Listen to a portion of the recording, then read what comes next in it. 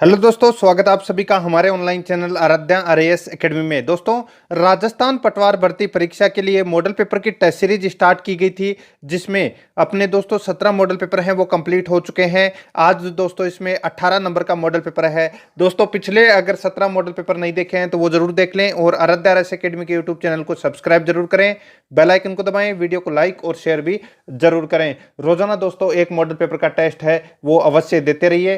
तो चलिए शुरू करते हैं। पहला प्रश्न, राजस्थान राज्य की सर्वाधिक लंबी सीमा किस राज्य के साथ है? तो राजस्थान की जो सर्वाधिक लंबी सीमा है वो किस राज्य के साथ मिलती है, तो ये अपने को बताना है। तो दोस्तों मैं आपको बता देता हूँ, सर्वाधिक लंबी सीमा है वो मध्य प्रदेश के साथ में मिलती है।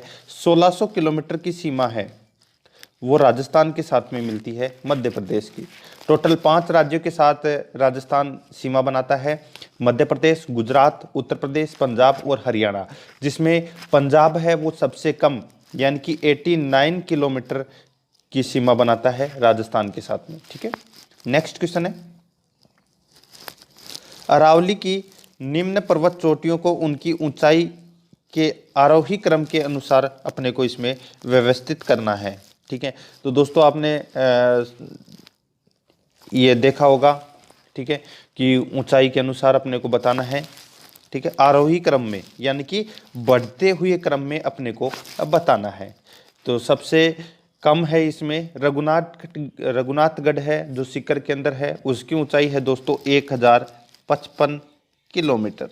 ठीक है, उसके बाद में देखो यहाँ पे कुंभलगढ़ दे रखा है, जो कुंभलगढ़ की जो ऊंचाई है वो है दोस्तों 1224 मीटर।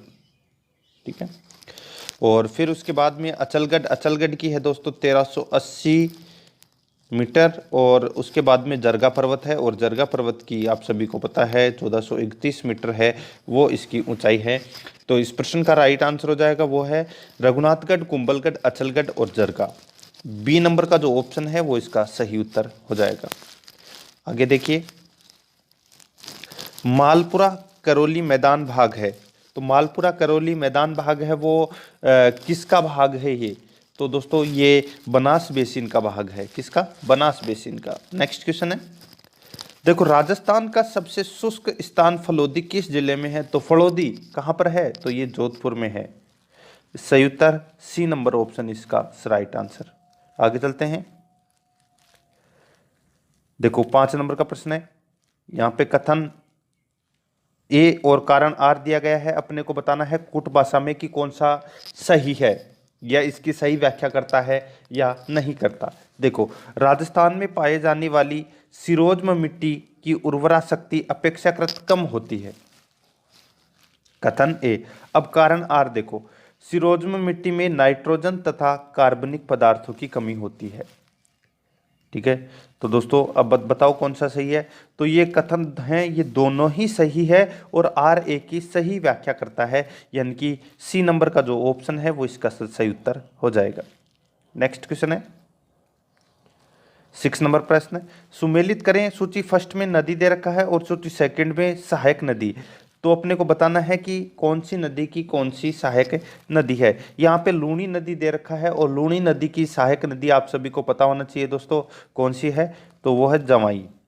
ठीक है, यहाँ पे देखो माही नदी की जो सहायक नदी है वो है दोस्तों सोम। कौन सी? सोम। और साबरमती की जो सहायक नदी है, ठीक है, वो कौन सी है? तो वो है दोस्तों, यहाँ पे आपको दिख रहा होगा वाकल, ये इसकी सहायक नदी है। और काली सिंध किसकी सहायक नदी है? तो ये परवन की सहायक नदी है। ठीक है, परवन काली सिंध की सहायक नदी है। लूणी की सहायक नदी जवाई, माही की सोम, साबरमती की वाकल और काली सिंध की परवन है। ठीक है, तो इस प्रश्न का राइट आंसर हो जाएगा दोस्तों वो है, देखो इसमें 3 4 1 2, 3 4 1 2 इस प्रश्न का राइट आंसर हो जाएगा। ठीक है, तो इसका सही उत्तर 3 4 1 2, तो ए नंबर का जो ऑप्शन है वो इसका राइट आंसर हो जाएगा। आगे चलते हैं, देखो सुमेलित करें सूची फर्स्ट और सूची सेकंड दे रखा है दोस्तों यहाँ पे। तो देखो सिंचाई परियोजना और जिला दे रखा है। तो यहाँ पे गागरीन परियोजना है। तो गागरीन सिंचाई परियोजना है, ये कहाँ पर है? तो आप सभी को पता है कि झालावाड़ में है, जो गागरोन है वहाँ पर ये सिंचाई परियोजना है। नेक्स्ट पीपलाद सिंचाई परियोजना। तो ये पीपलाद जो सिंचाई परियोजना है ये कहाँ पर है? उसके बाद में देखो गरदड़ा। गरदड़ा जो सिंचाई परियोजना है वो बूंदी के अंदर है। कहाँ पर है? बूंदी में। और तकली जो परियोजना है वो कहाँ पर है? कोटा में। और पीपलाद परियोजना है वो दोस्तों बारा के अंदर है। तो इस प्रश्न का सही उत्तर हो जाएगा वो है दोस्तों 3 4 1 2, सॉरी 3 4 2 1, 3 4 2 1 इस प्रश्न का सही उत्तर हो जाएगा। तो 3 4 2 1 इसमें दे नहीं रखा, तो ये वाला ऑप्शन होना चाहिए इसका 3 4 2 1। ए नंबर का जो ऑप्शन है वो इसका सही उत्तर हो जाएगा।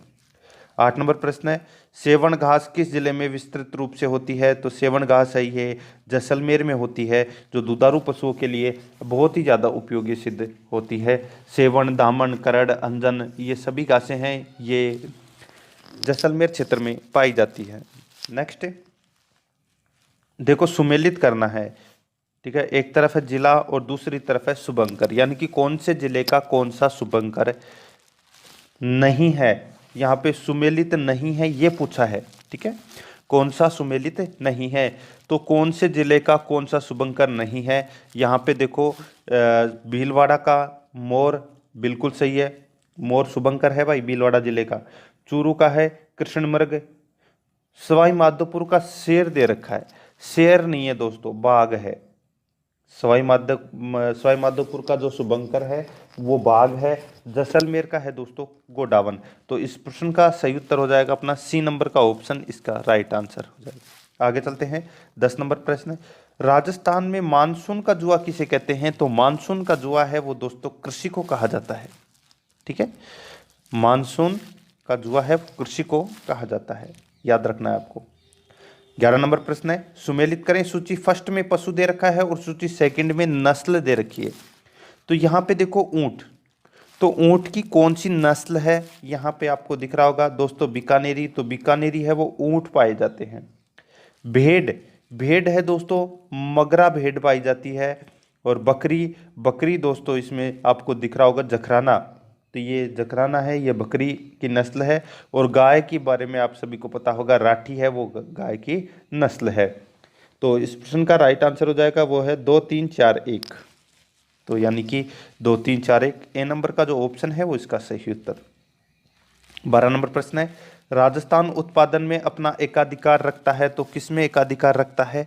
तो ये रखता है दोस्तों वोलेस्टोनाइट में एकाधिकार रखता है। नेक्स्ट है आनंद सागर झील कहाँ स्थित है? तो आनंद सागर झील है वो कहाँ पर स्थित है? ये दोस्तों बांसवाड़ा में स्थित है आनंद सागर झील।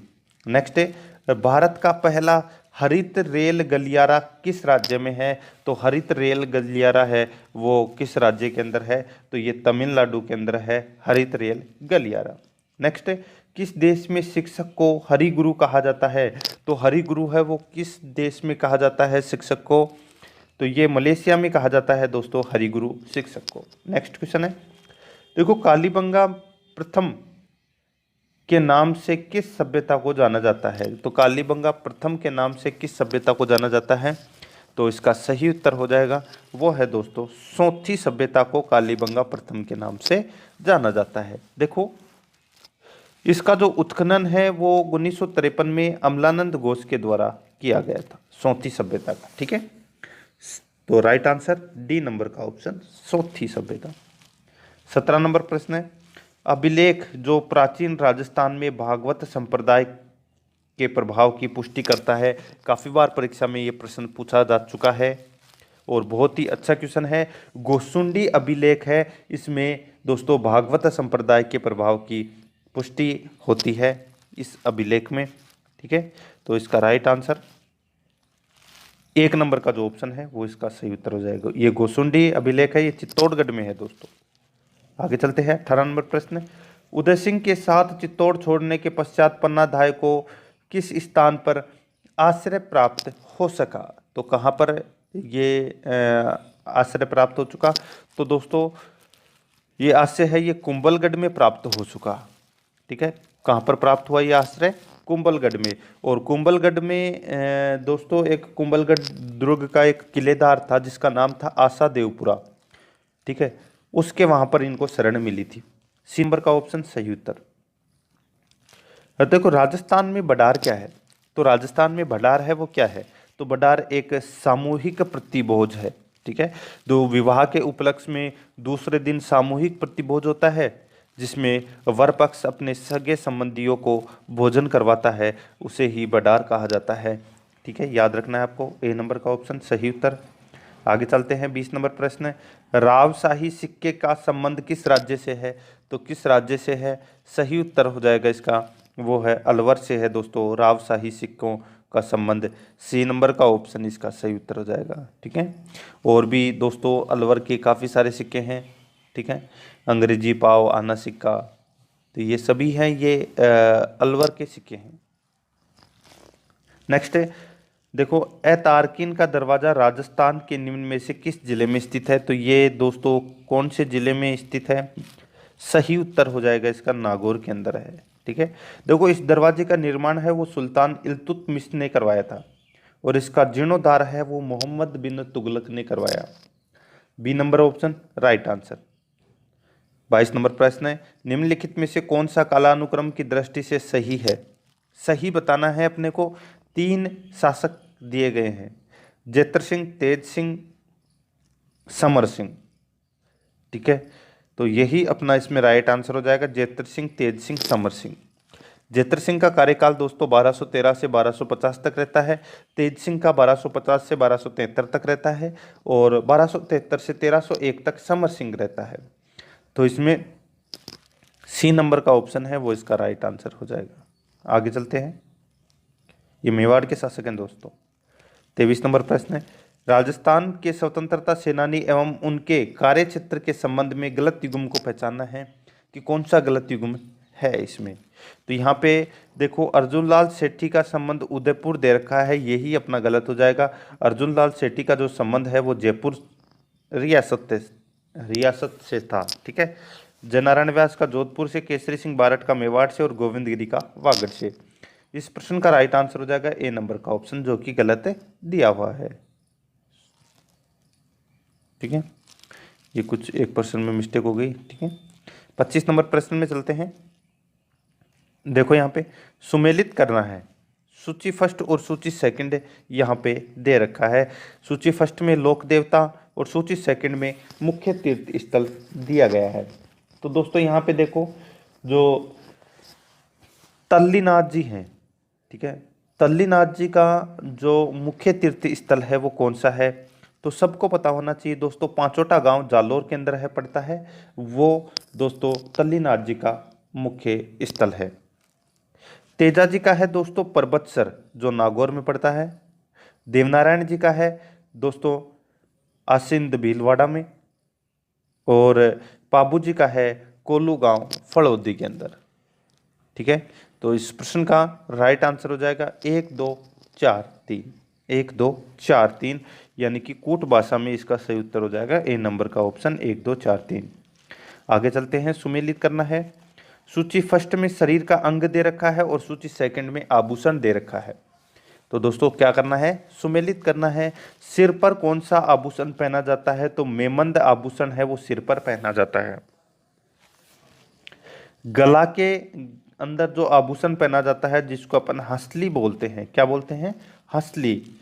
कमर के अंदर दोस्तों कैसे क्या याद रखना है, कमर के अंदर कणकती आभूषण पहना जाता है और पैर के अंदर रिमझोल आभूषण पहना जाता है। इस प्रश्न का राइट आंसर हो जाएगा 4 3 1 2। ठीक है, यानी कि ए नंबर का जो ऑप्शन है वो इसका राइट आंसर हो जाएगा। देखो सुनने से ज़्यादा याद होता है, आप ज़्यादा से ज़्यादा कोशिश करें सुनने की।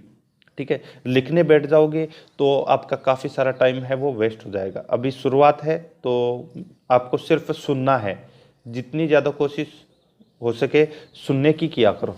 ठीक है। और पूरा का पूरा मॉडल पेपर है वो सुना करो कि प्रश्न क्या बोल रहा है, मैं क्या बोल रहा हूँ, उत्तर क्या बोल रहा है, ठीक है।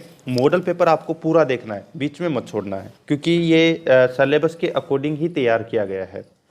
27 नंबर प्रश्न है, 10वीं शताब्दी का प्रसिद्ध अंबिका मंदिर है, तो ये कहाँ पर है ये अंबिका मंदिर? ये है दोस्तों जगत में। और ये कहाँ पर है जगत? तो ये उदयपुर में है। उदयपुर से लगभग 55 किलोमीटर की दूरी पर स्थित स्थल है ये, ठीक है। और इसको दोस्तों खजुराहो के समकक्ष माना जाता है इस अंबिका मंदिर को, ठीक है। इसका निर्माण है वो नागर शैली में किया गया है। नेक्स्ट है, सन 1973 में भारत सरकार द्वारा राजस्थानी चित्र शैली के किस चित्र पर स्मरणीय डाक टिकट जारी किया गया? तो आप सभी को पता है कि जो बनी ठनी है उसके ऊपर दोस्तों डाक टिकट है वो जारी किया गया था 1973 में, और ये 20 पैसे का डाक टिकट था दोस्तों, ठीक है, याद रखना आपको। नेक्स्ट है 29 नंबर प्रश्न है, गलत युग्म को पहचानना है। एक तरफ है साहित्य रचना, दूसरी तरफ है साहित्यकार। तो यहाँ पे देखो जो आपको दिख रहा होगा दोस्तों, बादली, चंद्र प्रकाश देवल, ठीक है। और अपना यही गलत हो जाएगा दोस्तों, चंद्र प्रकाश देवल वाला पहला ही अपना इसमें गलत है। आगे देखो, राधा सत्यप्रकाश जोशी, मेघमाल सुमेर सिंह शेखावत, बाथा में भूगोल हरीश बदानी, ठीक है। बाकी इसमें सही है, लेकिन गलत युग में इसमें बादली है, ठीक है। तो इसका राइट आंसर हो जाएगा वो है एक, यानी कि ए नंबर का ऑप्शन इसका राइट आंसर हो जाएगा। इसका जो बादली का जो साहित्यकार है उनका नाम है दोस्तों चंद्र सिंह वीरकाली, ठीक है, चंद्र सिंह वीरकाली। तो इसमें गलत दे रखा है। नेक्स्ट है 30 नंबर प्रश्न है, देखो सुमेलित करना है। सूची फर्स्ट में हवेली दे रखा है और सूची सेकंड में स्थान, यानी कि अपने को बताना है कि कौन सी हवेली कौन से स्थान पर स्थित है। तो दोस्तों यहाँ पे देखो नथमल की हवेली है वो कहाँ पर है? तो वो सबको पता है दोस्तों, कहाँ पर? जैसलमेर के अंदर है नथमल की हवेली। बागौर की हवेली कहाँ पर है? तो दोस्तों बागौर यहाँ पे पूछा गया है, बागौर की हवेली। तो बागौर की हवेली है दोस्तों फड़ौदी के अंदर। कहाँ पर? फड़ौदी के अंदर। लालचंद डड्डा की हवेली, लालचंद डड्डा की हवेली है, ये कहाँ पर है? तो ये दोस्तों उदयपुर में है। और सालिम सिंह की हवेली कहाँ पर है? तो ये जैसलमेर में है, ठीक है। तो नथमल की हवेली जैसलमेर में, बागौर की हवेली फड़ौदी में, लालचंद डड्डा की हवेली उदयपुर में, और सालिम सिंह की हवेली जैसलमेर में। इस प्रश्न का राइट आंसर हो जाएगा 2 4 1 3, 2 4 1 3, यानी कि जो अपना बी नंबर का ऑप्शन है वो राइट आंसर हो जाएगा इसका। 31 नंबर प्रश्न है, राजस्थान में आखिरी बार जब राष्ट्रपति शासन लगाया गया तब यहाँ के राज्यपाल कौन थे? तो राज्यपाल की बात हो रही है दोस्तों, तो राज्यपाल कौन थे? राइट आंसर हो जाएगा इसका वो है एम चन्ना रेड्डी, ठीक है। देखो डॉक्टर एम चन्ना रेड्डी का जो कार्यकाल है वो 5 फरवरी 1992 से दोस्तों 30 मई 1993 तक था, और उसी समय राष्ट्रपति शासन है वो लगाया गया था। नेक्स्ट क्वेश्चन है, श्रीमती वसुंधरा राजे राजस्थान की प्रथम बार मुख्यमंत्री रही। तो प्रथम बार मुख्यमंत्री है वो कब से कब तक रही? तो 2003 से 2008 तक दोस्तों जो मुख्यमंत्री हैं वसुंधरा राजे वो रही थी, प्रथम महिला मुख्यमंत्री थी। राइट आंसर 2003 से 2008 तक। नेक्स्ट, जिला आयोजन समिति में निर्वाचन व पदेन सदस्य कितने होते हैं? तो कितने होते हैं? तो इसका राइट आंसर हो जाएगा वो है निर्वाचित तो 20 और पदेन सदस्य 5 होते हैं। तो डी नंबर का ऑप्शन सही उत्तर। नेक्स्ट है, किस विधानसभा चुनाव से राजस्थान विधानसभा की सदस्य संख्या 184 से बढ़कर 200 की गई थी? तो ये की गई थी दोस्तों 6ठी विधानसभा में ये किया गया था, ठीक है। नेक्स्ट है 35 नंबर प्रश्न है, इसमें देखो राजस्थान राज्य मानवाधिकार आयोग के बारे में सत्य कथन कौन सा नहीं है? तो इसमें देखो आयोग ने मई 2000 से पूर्णतया कार्य करना प्रारंभ कर दिया था, बिल्कुल सही है।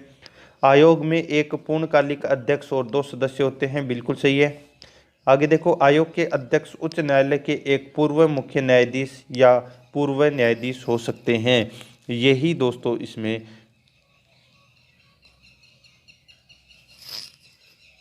ठीक है। देखो आगे देखो, ये भी कथन सत्य है। आगे देखो, जुलाई 2000 से जुलाई 2005 तक न्यायाधीश एस एस गोदारा आयोग के प्रथम अध्यक्ष रहे। तो दोस्तों इनमें से जो मैंने चार कथन बताए हैं, चारों ही मैंने इसमें सही बताए हैं। तो अब इसमें से गलत कौन सा होगा? तो दोस्तों गलत इसके अंदर होगा जो 2 नंबर का, इसका राइट आंसर हो जाएगा। ठीक है, तो सॉरी, इसमें इसका राइट आंसर हो जाएगा सी नंबर ऑप्शन, कूट भाषा में। ठीक है, 1 3 4। नेक्स्ट है, देखो जयपुर में भारतीय सेना की किस कमान का मुख्यालय है? तो जयपुर में भारतीय सेना की किस कमान का मुख्यालय है? तो वो है दोस्तों दक्षिणी पश्चिमी कमान का मुख्यालय है जयपुर में। नेक्स्ट है, 37 नंबर प्रश्न है, राजस्थान का कौन सा विधानसभा क्षेत्र एक से अधिक जिले में फैला हुआ है? तो एक से अधिक जिले में कौन सा नाथ द्वारा फैला हुआ है? बी नंबर का जो ऑप्शन है वो इसका सही उत्तर हो जाएगा। नेक्स्ट है, निवारक नज़रबंदी के अंतर्गत किसी व्यक्ति को बिना मुकदमा चलाए कितने दिनों तक बंदी बनाया जा सकता है? तो किसी व्यक्ति को बिना मुकदमा चलाए कितने दिनों तक बंदी बनाया जा सकता है? तो इसका राइट आंसर हो जाएगा वो है दोस्तों इसमें कौन सा, 3 माह तक। बी नंबर का ऑप्शन राइट आंसर। आगे चलते हैं, 39 नंबर प्रश्न है, भारत सरकार का संवैधानिक अध्यक्ष कौन होता है? तो इसका सही उत्तर है वो है राष्ट्रपति। ए नंबर ऑप्शन बिल्कुल सही। 40 नंबर प्रश्न है, लोकसभा की कार्यवाही आयोजित करने के लिए अपेक्षित गणपूर्ति कोरम क्या है? तो गणपूर्ति कोरम है 1/10वां भाग। नेक्स्ट है, 41 नंबर प्रश्न है, पाचक रस में कौन सा अम्ल पाया जाता है? तो पाचक रस में जो अम्ल पाया जाता है जिसको अपन बोलते हैं हाइड्रोक्लोरिक अम्ल। क्या बोलते हैं? हाइड्रोक्लोरिक अम्ल। नेक्स्ट है, 42 नंबर प्रश्न है, निम्न में से कौन सी मिश्र धातु नहीं है? तो मिश्र धातु है वो दोस्तों कौन सी नहीं है? तो वो है पारा। पारा है वो एक मिश्र धातु नहीं है। नेक्स्ट है, लोह तत्व की कमी से कौन सा रोग होता है? तो लोह तत्व की कमी से कौन सा रोग होता है? तो ये एनीमिया रोग होता है। कौन सा? एनीमिया। डी नंबर का जो ऑप्शन है वो इसका सही उत्तर हो जाएगा। नेक्स्ट है, भोजन की ऊर्जा को किस मात्रक में मापा जाता है? तो भोजन की ऊर्जा को किस मात्रक में मापा जाता है? राइट आंसर हो जाएगा वो है कैलोरी में मापा जाता है। बी नंबर ऑप्शन सही उत्तर। नेक्स्ट है, ईसीजी शरीर के किस अंग के रोग को जांचने के लिए की जाती है? ईसीजी शरीर के किस अंग के रोग को जांचने के लिए की जाती है? तो इसका राइट आंसर हो जाएगा वो है हृदय को। सी नंबर का ऑप्शन राइट आंसर। नेक्स्ट है, 46 नंबर प्रश्न है, सूर्य की रोशनी कितने रंगों के प्रकाश का मिश्रण है? तो इसका राइट आंसर हो जाएगा वो है 7। ठीक है, सी नंबर ऑप्शन सही उत्तर। अब आप सभी को पता है बैंगनी, नीला, आसमानी, हरा, पीला, नारंगी और लाल। नेक्स्ट 47 नंबर प्रश्न है, निम्नलिखित में से कौन मिसाइल का नाम नहीं है? तो इनमें से मिसाइल का नाम है वो कौन सा नहीं है? तो यहाँ पे आर्यभट्ट है। ठीक है, ये एक उपग्रह है, मिसाइल का नाम नहीं है। ये इस उपग्रह को 19 अप्रैल 1975 को स्थापित किया गया था। ठीक है, पृथ्वी, त्रिशूल और नाग ये मिसाइल का नाम है। तो बी नंबर ऑप्शन इसका सही उत्तर। नेक्स्ट है, निम्न में से कौन सी ध्वनि प्रदूषण को मापने की इकाई है? तो वो इकाई कौन सी है? सबको पता होना चाहिए दोस्तों, काफ़ी बार ये प्रश्न पूछा जा चुका है, वो है डेसिबल। ठीक है, ध्वनि मापने की जो इकाई है जिसको अपन डेसिबल के नाम से जानते हैं। नेक्स्ट है, अफीम के पौधे का कौन सा हिस्सा औषधीय महत्व है? तो वो कौन सा हिस्सा है औषधीय महत्व? वह है कच्चे फलों का दूध। सी नंबर का ऑप्शन इसका राइट आंसर। नेक्स्ट है, शरीर में हीमोग्लोबिन का कार्य है। तो शरीर में हीमोग्लोबिन का कार्य है वो ऑक्सीजन का सेवन करना। सी नंबर ऑप्शन इसका राइट आंसर हो जाएगा। 51 नंबर प्रश्न है, हृदय और फेफड़ों की आवाज़ सुनने के लिए डॉक्टर किस यंत्र का प्रयोग करते हैं? तो वो दोस्तों स्टेथोस्कोप का प्रयोग करते हैं। सी नंबर का ऑप्शन इसका राइट आंसर हो जाएगा। 52 नंबर प्रश्न है, बाइसिकल टायर का आविष्कार किसके द्वारा किया गया था? तो बाइसिकल टायर का जो आविष्कार है वो दोस्तों जेपी डनलप के द्वारा किया गया था। जेपी डनलप के द्वारा किया गया था। ठीक है, कब किया गया था? 1888 में किया गया था दोस्तों, याद रखना है आपको। ठीक है, नेक्स्ट है 53 नंबर प्रश्न है, चंद्रमा पर उतरने वाला प्रथम मानव था। तो चंद्रमा पर उतरने वाला प्रथम मानव है वो कौन सा था? तो नील आर्म स्ट्रॉन्ग, ये दोस्तों चंद्रमा पर उतरने वाला प्रथम मानव था। नेक्स्ट है, देखो ध्वनि का मात्रक है, तो ध्वनि का मात्रक है वो क्या है? तो अभी थोड़ी देर पहले मैंने आपको बताया था, ध्वनि के मापने की जो इकाई है वो डेसिबल है। नेक्स्ट है, विद्युत मीटर गणक उपयोगिता ऊर्जा बताता है। तो किस में बताता है वो? विद्युत मीटर है वो गणक उपयोगिता ऊर्जा किस में बताता है? तो ये तो दोस्तों आप सभी को पता होना चाहिए, आपके घर पे जो मीटर लगा हुआ है बिजली का, उसमें किस में बताता है उपभोग? तो वो बताता है यूनिट में। ठीक है, ए नंबर का ऑप्शन सही उत्तर। नेक्स्ट, निरापद दिया सलाई का मतलब है। तो निरापद दिया सलाई का जो मतलब है वो क्या है? तो वो है दोस्तों दिया सलाई पर लगे मसाले पर रगड़ने से जले। डी नंबर का जो ऑप्शन है वो इसका सही उत्तर हो जाएगा। 57 नंबर प्रश्न है, प्राकृतिक गैस को द्रव में बदलने हेतु, प्राकृतिक गैस को द्रव में बदलने हेतु दाब देना पड़ता है। बी नंबर का ऑप्शन इसका सही उत्तर। नेक्स्ट है, संतुलित भोजन में कैलोरी की मात्रा होनी चाहिए। तो संतुलित भोजन में कैलोरी की जो मात्रा होनी चाहिए वो कौन कौन सी है? तो वो है दोस्तों 3000। बी नंबर का जो ऑप्शन है वो इसका सही उत्तर हो जाएगा। नेक्स्ट है, पेट्रोलियम में ओलियम कहते हैं। तो पेट्रोलियम में ओलियम है वो किसको कहते हैं? तो वो कहते हैं दोस्तों तेल को कहते हैं। बी नंबर का जो ऑप्शन है वो इसका सही उत्तर हो जाएगा। नेक्स्ट है, पायरिया रोग मुख्यतः संबंधित है। तो पायरिया रोग मुख्यतः दांतों से संबंधित होता है। ठीक है, ये पायरिया रोग है ये दांतों में ही होता है, याद रखना है आपको इस चीज़ को। ठीक है, जिससे मसूड़ों में खून निकलना प्रारंभ हो जाता है। नेक्स्ट है 61 नंबर प्रश्न है, भारत की पहली ट्री एम्बुलेंस का उद्घाटन किस शहर में किया गया था? तो किस शहर में किया गया था? तो ये चेन्नई में किया गया था दोस्तों। ठीक है, और ये 22 मई को जो अंतर्राष्ट्रीय जैव विविधता दिवस हुआ था, इस पर उपराष्ट्रपति वेंकैया नायडू ने दोस्तों ट्री एम्बुलेंस का उद्घाटन किया था। नेक्स्ट है 62 नंबर प्रश्न है, किन दो राज्यों के प्रतिष्ठित कोल्हापुरी चप्पलों को भौगोलिक संकेत जीआई टैग मिला है? तो ये जो जीआई टैग है कोल्हापुरी चप्पलों को, ये दोस्तों किन दो राज्यों की प्रतिष्ठित है? तो इसका राइट आंसर हो जाएगा वो है महाराष्ट्र और तेलंगाना की। ठीक है, तो डी नंबर ऑप्शन इसका सही उत्तर। नेक्स्ट है, हाल ही में किसे दादा साहेब फाल्के पुरस्कार 2019 मिला है? तो इसका सही उत्तर हो जाएगा वो है अमिताभ बच्चन को मिला है दादा साहेब फाल्के पुरस्कार। नेक्स्ट है, आर्थिक रूप से पिछड़े वर्ग को आरक्षण हेतु कौन सा संविधान संशोधन संबंधित है? तो ये जो संविधान संशोधन है आर्थिक रूप से पिछड़े, जो अभी लाया गया है ये संविधान संशोधन, तो ये 103वां संविधान संशोधन है। ठीक है, डी नंबर ऑप्शन सही उत्तर। नेक्स्ट है, रॉकेट किस सिद्धांत पर कार्य करता है? तो रॉकेट है वो कौन से सिद्धांत पर कार्य करता है? तो न्यूटन का जो तृतीय नियम है इस पर यह कार्य करता है।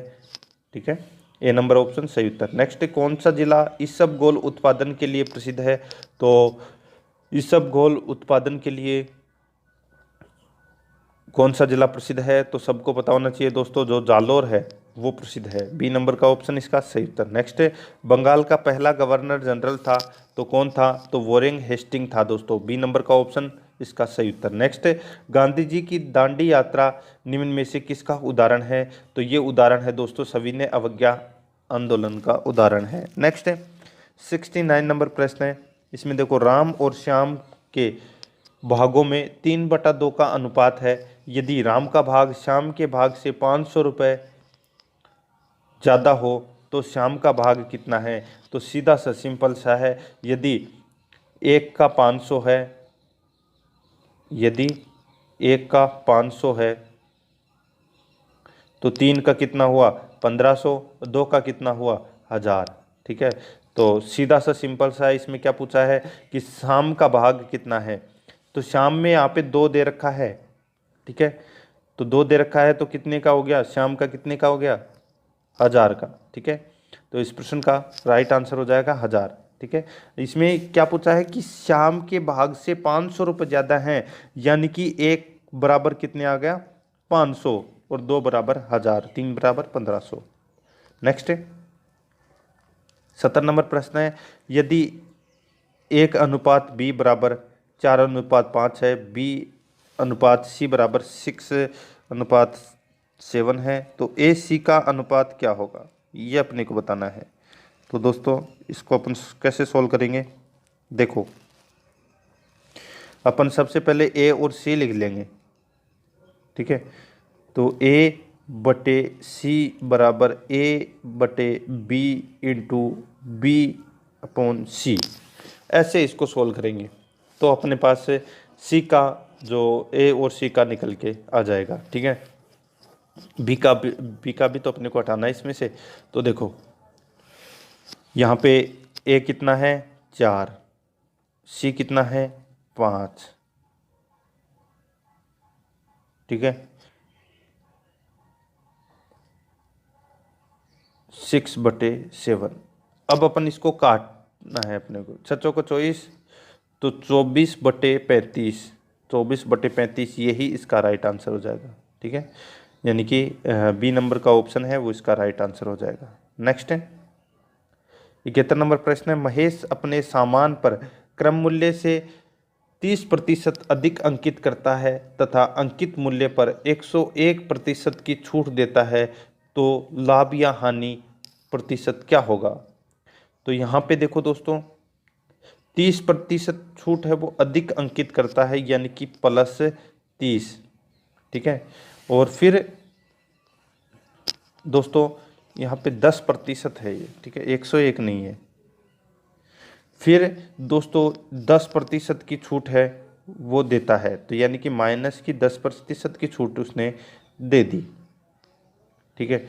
अब दोस्तों देखो ये 300/100 हो जाएंगे, 300/100 हो जाएंगे, यानी कि दोस्तों इसमें 17% का है वो लाभ होगा। क्या होगा, लाभ होगा 17% का। डी नंबर का ऑप्शन इसका राइट आंसर हो जाएगा। 72 नंबर प्रश्न है, 2 वस्तुओं का विक्रय मूल्य यदि समान है तो एक वस्तु को बेचने पर 20% का लाभ तथा दूसरी वस्तु को बेचने पर 20% की हानि होती है, तो संपूर्ण व्यवहार में लाभ या हानि होगा, ये अपने को बताना है। तो दोस्तों अगर देखो एक तरफ लाभ और दूसरी तरफ हानि हो रही है तो आपको कुछ भी नहीं करना, 20 × 20/100, 2 से 2 कट गया, 0 से 0 कट गया, 2 × 2 यानी कि 4।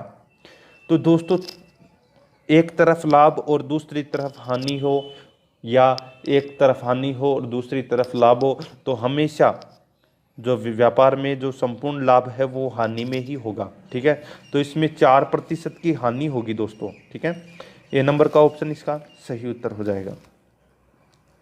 73 नंबर प्रश्न है, एक वृत्ताकार मार्ग का बाहरी और आंतरिक व्यास क्रमशः 10 व 6 मीटर है, वृत्ताकार मार्ग का क्षेत्रफल ज्ञात कीजिए।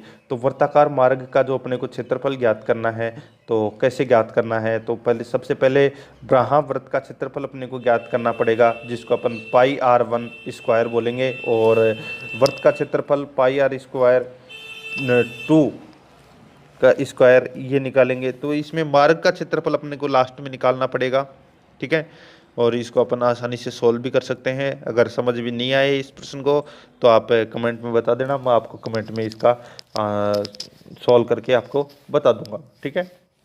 नेक्स्ट इसका राइट आंसर हो जाएगा वो है दोस्तों 16 पाई वर्ग सेमी आ जाएगा इसका राइट आंसर, ठीक है। नेक्स्ट 74 नंबर प्रश्न है, एक वृत्त का व्यास 14 सेमी है तो उसका क्षेत्रफल ज्ञात करें।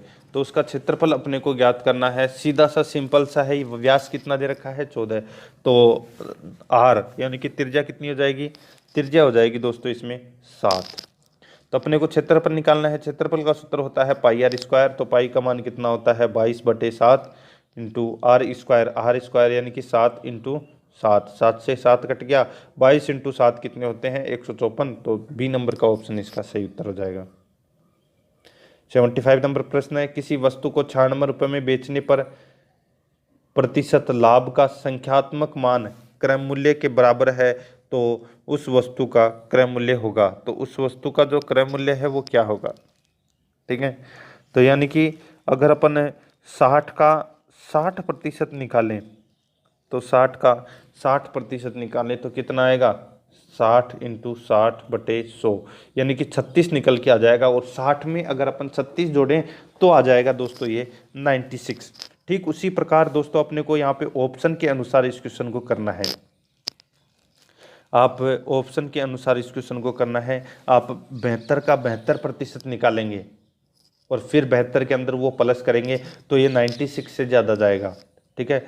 68 के साथ में भी ऐसे ही करेंगे तो ये 96 से ऊपर जाएगा। 65 के साथ में करेंगे तो भी ये ऊपर जाएगा। 60 से करेंगे यानी कि 60 का अपन 60% निकालेंगे तो 36 आ जाएगा और 36 60 में अपन प्लस करेंगे तो 96 आ जाएगा और ये अपना राइट आंसर हो जाएगा ए नंबर का ऑप्शन। 76 नंबर प्रश्न है, हरीश 10 रुपये की 12 की दर से पेंसिलें खरीदता है तथा उन्हें 12 रुपये की 10 की दर में बेच देता है तो हरीश का लाभ प्रतिशत क्या है। तो यहाँ पे तो दोस्तों मैं रुपए लिख देता हूँ और यहाँ पे लिख देता हूँ मैं पेंसिल, ठीक है।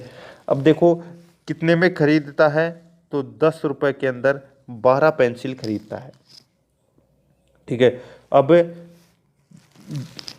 बेचता कितने में है तो दोस्तों 12 रुपये की दोस्तों 10 पेंसिलें बेचता है। तो अब अपन इसको ऐसे क्रॉस में मल्टीप्लाई कर लेंगे। क्रॉस में मल्टीप्लाई करेंगे तो दोस्तों इधर आ जाएगा 144 और इधर आ जाएगा 100, ठीक है। अब अपने को इसमें क्या करना है कि भाई 100 से कितना ज़्यादा हो रहा है तो 44 का ज़्यादा हो रहा है तो 44 इसका राइट आंसर हो जाएगा। 44% का इसमें लाभ होगा। 77 नंबर प्रश्न है, यदि 21 पेनों का क्रय मूल्य 15 पेनों के विक्रय मूल्य के बराबर है तो लाभ का प्रतिशत अपने को ज्ञात करना है। तो सीधा सा है, सीधा सिंपल सा है। 6 भाई दोनों में अंतर कितने का आ रहा है 6 का आ रहा है तो 6/15 इंटू 100 ये 3 बार कट गया, ये इधर 20 बार गया, ये 2 बार गया तो ये 20 इंटू 2 यानी कि 40% का दोस्तों इसमें लाभ होगा। तो इसमें ए नंबर का ऑप्शन सही उत्तर। 78 नंबर प्रश्न है, किसी चुनाव में एक प्रत्याशी द्वारा डाले गए कुल मतों का 35% मत प्राप्त करके दूसरे प्रत्याशी से 15,000 मतों से पराजित हो गया तो विजयी प्रत्याशी ने कुल कितने मत प्राप्त किए, ठीक है। तो दोस्तों इसमें देखो सीधा सा सिंपल है कि जो 35% मत प्राप्त करके दूसरे प्रत्याशी से 15,000 मतों से हार गया तो यहाँ पे देखो टोटल कितने होते हैं 100%। 100% में से अगर अपन 35 निकाल देते हैं तो कितना बच जाता है, ठीक है। तो 65 बच जाता है, ठीक है। कितना बच जाता है 65, ठीक है। अब 65 बच गया और 65 में से अगर अपन 35 निकालते हैं भाई 65 में से 35% तो इसके भी आए हैं तो वो जीता कितने प्रतिशत से है तो 65 में से 35 अब अगर अपन निकाल देते हैं तो 30% वोटों से वो जीता है और 30% किसके बराबर है तो ये 15,000 मतों के बराबर है। अब अपने को क्या करना है कि इसको टोटल में इसके यानी कि 65% अपन इसको बनाएंगे। तो कैसे बनाएंगे तो देखो 15,000/30 इंटू 65, ठीक है। 30 इंटू 65। अब कुछ भी नहीं करना अपने को, इसको सोल्व करेंगे तो सीधा सा अपना निकल के आ जाएगा 32,500। तो जो जिसको 65% मत मिले हैं उसको वोट मिले हैं 32,500, ठीक है। ये आपको याद रखना है। नेक्स्ट क्वेश्चन है 79 नंबर प्रश्न है, 20 परिणामों का औसत 30, ठीक है, तो 20 इंटू 30 कर लो, कितना हो जाएगा 600। अन्य 30 परिणामों का औसत 20, तो कितना हो जाएगा इसका भी 600, ठीक है। अब सभी परिणामों को मिलाने पर औसत क्या होगा, तो औसत यहाँ पे देखो 20 और 20 परिणाम और 30 परिणाम टोटल कितने हो गए 50, ठीक है। तो 600 के अंदर अगर अपन सॉरी यहाँ पे 600 प्लस 600 कितने हो गए 1200, तो 1200 बटे 50 करना है अपने को, तो 0 से 0 कट गया और ये 24 आ गया इधर, तो 24 आ जाएगा इसका राइट आंसर। आगे चलते हैं, प्रथम 80 प्राकृत संख्याओं का औसत क्या होगा, तो प्रथम 80 प्राकृत संख्याओं का औसत है वो सीधा सा है कि n प्लस 1 बटे 2, यानी कि 80 प्लस 1 बटे 2, यानी कि 81 बटे 2, यानी कि 40.5 इसका राइट आंसर हो जाएगा। ए नंबर ऑप्शन सही उत्तर।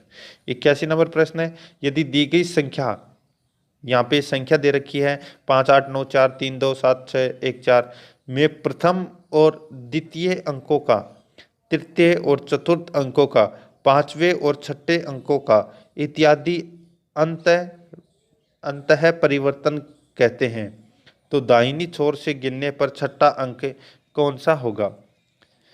ये देखो दोस्तों यहाँ पे 8, यानी कि इसमें ये कहा गया है कि जो ये संख्या दे रखी है जो दो दो अंकों की संख्या है, जैसे 58 है, ठीक है, तो 58 को अपन कैसे लिखेंगे, तो इसको 8 को पहले ले आएंगे, 5 को बाद में ले आएंगे, जैसे कि इसको मैंने लिख दिया 8 और 5, दो अंकों का हो गया। ठीक उसी प्रकार आगे देखो 94 दिया गया है, तो 94 को कैसे लिखेंगे, तो पहले लिखेंगे 4 और फिर बाद में लिखेंगे 9। ठीक उसी प्रकार यहाँ पे 27 दे रखा है और 27 में 7 पहले आ जाएगा, 2 बाद में आ जाएगा, और 61 के अंदर भी ठीक ऐसे ही होगा, ठीक है, पहले 32 आएगा, ठीक है, 4 9 फिर 2 3 6 7 4 1, ये सीरीज बन जाएगी दोस्तों, ठीक है। दो दो अंकों की संख्या है, उनका स्थान आपस में परिवर्तन करना है। अब इसमें पूछा क्या क्या क्या गया है कि छठा अंक कौन सा होगा दाहिनी छोर से, तो देखो यहाँ पे 1 2 3 4 5 6, 2 है वो दाहिनी छोर से अंक होगा, डी नंबर का ऑप्शन इसका सही उत्तर होगा। 82 नंबर प्रश्न है, इनमें से किस शब्द के साथ EN और EPI दोनों को उपसर्ग के रूप में जोड़ा जा सकता है, तो यहाँ पे देखो कौन सा शब्द है वो, तो इसका राइट आंसर हो जाएगा वो है डिमिक, ठीक है, डिमिक। अब इसमें अपन EN भी जोड़ सकते हैं, ठीक है, EN जोड़ेंगे तो दोस्तों इसका मतलब हो जाएगा स्थानिक, ठीक है, और इसमें जो ये शब्द है DEMIC, ठीक है, इसमें अगर अपन EPI उपसर्ग जोड़ देंगे तो इसका मतलब हो जाएगा महामारी या संक्रामक रोग के समान, ठीक है, तो इसमें ए नंबर का ऑप्शन इसका सही उत्तर। नेक्स्ट है, यदि बरसात को जल, जल को सड़क और सड़क को बादल और बादल को आकाश और आकाश को समुद्र और समुद्र को पगडंडी कहा जाए तो वायुयान कहाँ उतरेगा, तो दोस्तों देखो वायुयान आकाश में उड़ता है और आकाश को यहाँ पे समुद्र कहा गया है, तो दोस्तों कहाँ उड़ेगा, ठीक है, तो वायुयान समुद्र में उड़ेगा दोस्तों, कहाँ पर उड़ेगा समुद्र में, ए नंबर ऑप्शन सही उत्तर। नेक्स्ट है, निम्न में से क्या विसंगत है, तो विसंगत है वो क्या है, तो यहाँ पे संख्या दे रखी है देखो 41 41 42 44 48 56 51 56, तो यहाँ पे देखो 41 में अगर अपन 0 जोड़ते हैं तो 41 रहेगा, और फिर यहाँ पे अपन 1 जोड़ देंगे, और फिर यहाँ पे अपन 2 जोड़ देंगे, फिर यहाँ पे अपन दोस्तों देखो 4 जोड़ रहे हैं, ठीक है, और फिर यहाँ पे अपन 48, यहाँ पे दोस्तों गलत दे रखा है एक, यहाँ पे अपन 2 के बाद में डायरेक्ट यहाँ पे 4 दे रखा है, और यहाँ पे दे रखा है दोस्तों 3, और यहाँ पे दे रखा है 5, यानी कि ये सीरीज चल रही है 0 1 2 3 4 5, तो यहाँ पे 3 आना चाहिए था, यानी कि 44 में अगर अपन 3 जोड़ते हैं तो 47 आना चाहिए था। यहाँ पे दे रखा है 48, तो 48 यहाँ पे गलत संख्या दे रखी है। ए नंबर का ऑप्शन इसका सही उत्तर हो जाएगा। अगर यहाँ पे अपन 47 संख्या लिख देते हैं, उसके बाद में दोस्तों देखो 47 में अगर अपन 4 जोड़ते हैं तो 51, और 51 में 5 जोड़ते हैं तो 56। ठीक है, नेक्स्ट है यहाँ पे देखो प्रोहिबिटेशन को कूट भाषा में दोस्तों ये अंक दिए गए हैं, ये संख्या है, ये इनको कोड दिए गए हैं इनको। अब आगे देखो कूट भाषा में दोस्तों इनहेबिटेशन, ठीक है, को क्या लिखा जाएगा। तो यहाँ पे इन सबके कोड अलग दे रखे हैं। देखो ये कितने अक्षर हैं, 3 और 3 6, 3 3 9 और 2 11, और अक्षर कितने दिए गए हैं, 3 और 3 6, 3 3 9 और 2 11, 11 सबके अलग अलग कोड दिए गए हैं। एन का कोड है इसमें 5।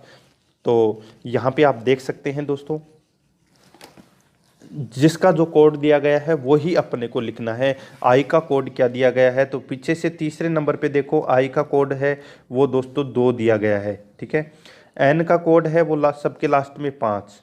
ठीक है, और ठीक ऐसे ही सबके कोड दिए गए हैं। तो मैं आपको इसका डायरेक्ट आंसर बता देता हूँ।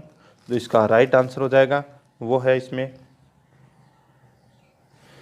25 32 12 42 05। ठीक है, ये कोड है जो इनहेबिटेशन का, जो इसी में से ही छांटना है कि कौन से अंक का कौन सा कोड है। नेक्स्ट 87 नंबर प्रश्न है, निम्नलिखित चित्रों में या निम्नलिखित चित्र में त्रिभुजों की संख्या ज्ञात करनी है। त्रिभुजों की संख्या अपने को इसमें ज्ञात करनी है, तो इसमें कितनी हो जाएगी, 28 हो जाएगी दोस्तों। 1 2 3 4 5 6 7 8 9 10 11 12, 12 तो यही हो गए। ठीक है, और बाकी आप गिन सकते हैं, एक ये वाला 13, एक ये वाला 14, एक ये वाला 15, एक ये वाला 16, एक ये वाला 17, एक ये वाला 18। ठीक है, एक ये रहा 18 19, एक ये रहा 20, एक ये रहा 21, एक ये रहा 22, ऐसे करके टोटल है ये 28 है दोस्तों। ठीक है, तो इसमें सी नंबर का ऑप्शन इसका सही उत्तर हो जाएगा। आगे चलते हैं। देखो पिता की उम्र उसके पुत्र की उम्र से चौगुनी है। यदि 5 वर्ष पहले पिता की उम्र पुत्र की आयु से 9 गुनी थी तो पिता की वर्तमान आयु क्या होगी। तो दोस्तों पिता की जो वर्तमान आयु है वो अपने को ज्ञात करनी है। तो देखो माना पुत्र की आयु है वो कितनी है x, पिता की आयु क्या हो जाएगी, तो इसकी x है तो इसकी 4x हो जाएगी। अब क्या पूछा है कि 5 वर्ष पहले पिता की आयु पुत्र की आयु से 9 गुनी थी। ठीक है, तो अब ये समीकरण बन गया दोस्तों इसमें। तो 9x माइनस 5 बराबर 4x माइनस 5। ठीक है, अब इसमें 9x माइनस 45 बराबर 4x माइनस 5। तो 5x बराबर 14, तो x बराबर कितना जाएगा 8, और 8 को अगर अपन 4 से मल्टीप्लाई करेंगे तो कितना जाएगा 32। तो इसका राइट आंसर हो जाएगा 32। ये बी नंबर का जो ऑप्शन है वो इसका सही उत्तर। नेक्स्ट है, श्रवण 1 किमी पूर्व की ओर चलता है। 1 किमी है वो पूर्व की ओर चलता है श्रवण। ठीक है, फिर दक्षिण की ओर मुड़कर 5 किलोमीटर चलता है। तो फिर दक्षिण की ओर मुड़कर दोस्तों ये 5 किलोमीटर चल गया।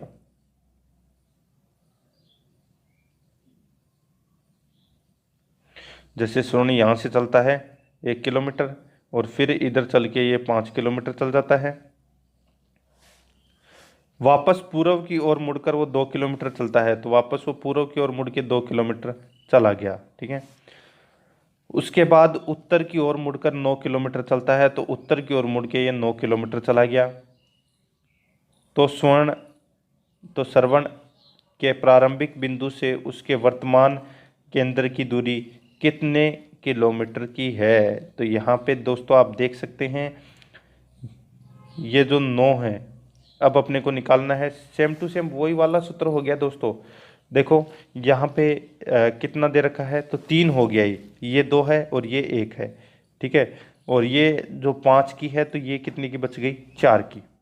ठीक है, तो इधर 3 है इधर 4 है, तो ये वाली कितनी होगी, तो रूट निकालना है, तो रूट में मैंने आपको बताया था AE² प्लस ES², यानी कि 3 का स्क्वायर प्लस 4 का स्क्वायर अगर देखेंगे तो दोस्तों 5 का स्क्वायर हो जाएगा 25, और 25 रूट के अंदर होगा, तो 5 सेमी इसकी दूरी होगी विकर्ण की। ठीक है, ए नंबर का ऑप्शन सही उत्तर। 90 नंबर प्रश्न है, कुछ आम मीठे हैं, डोलू एक आम है, कुछ डोलू मीठे हैं, उक्त कथनों के आधार पर कौन सा निष्कर्ष सही नहीं है। तो कौन सा निष्कर्ष है वो सही नहीं है, ये अपने को बताना है। तो देखो, डोलू एक आम है, तो डोलू है वो एक आम है।